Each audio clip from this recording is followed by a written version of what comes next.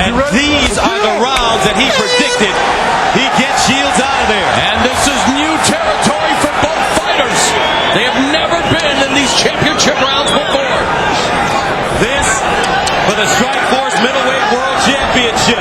Shields with the single leg takedown. He pins Miller against the cage. Takes him down. I think Shields has a chance here to take some life out of Miller. And instead of just holding the legs, he should be driving Miller into the fence, driving his shoulder into his gut, into his sternum, and taking the wind out of him. Miller with that near miss at the end of the first round with the rear naked choke has recorded 5 wins via rear naked choke in his career thus far, including a win over Dennis Kang back in 2003.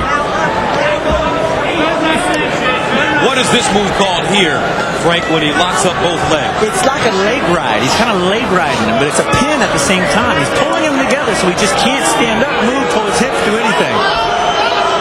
And at the same time, Shields resting a bit.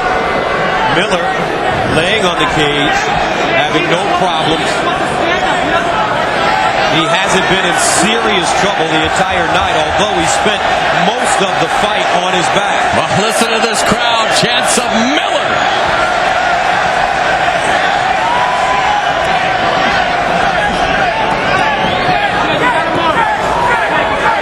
Miller's got to start popping and exploding. He's got to start ripping those hips over. He wants to win this match. He's down. I think he's down on points.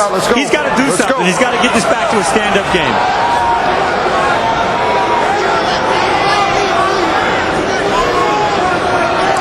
Miller trying to stand up. Shields not allowing him to.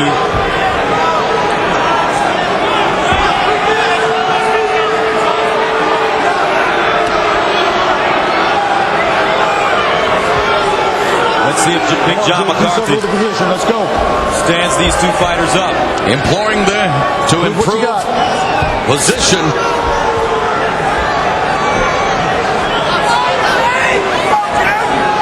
Shields is giving up the leg ride. Not enough.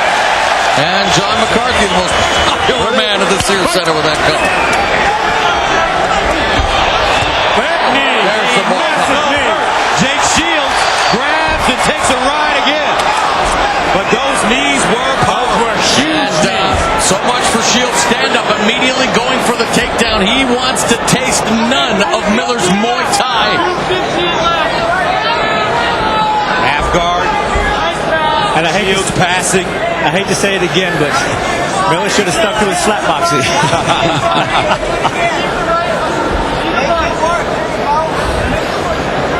Yeah, Shields has got to start throwing that leg over the head. He's got to start trying to pin that arm down. He's got to be more aggressive. There it is. He has found himself in dominant position throughout the fight.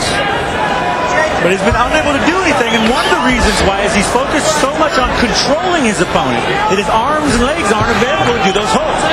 Well, the one thing he's done on the ground is landed 62 of a total 69 strikes. As a side choke set up here. Arm triangle. Shields is trying to get him to pull his elbow so he can drive it across his face.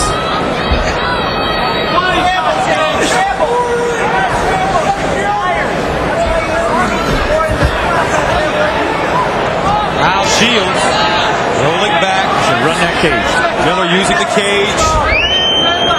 Shields doing a tremendous job of controlling Miller here in the 4th round. And this 4th round has belonged to Jake Shields. He's done a wonderful job catching himself, took a couple of knees, gets him off the cage, nice slide. Full mount again to Shields. But Miller, buck, Rolls through again. Nicely done. You know, Mayhem's fan club is known as the Mayhem Monkeys. He's using the monkey roll. Monkey roll. There it is. Jake, 30 seconds. Finish it on top. Good shot. Finish it on top. Great shot. Easy hammer fist. Easy hammer fist, Shields. How many seconds? 14 seconds to go in the 4th round, scheduled for 5 for the Strikeforce Middleweight World Championship. Jake Shields in black and red, Jason Miller with the red and black hair. And that was definitely a round dominated by Shields. Now, earlier tonight, Jen Brown spoke with Brett the Grim Rogers. All right, Brett, less than a year ago, you were working at Sam's Club, replacing tires to support your family. Now you're one of the most recognizable faces in MMA. How has your life changed? It changed dramatically, especially after my last fight, with Arlovsky. I beat him in, 22 seconds, and, that's kind of unreal for a lot of people. He was a well-respected fighter.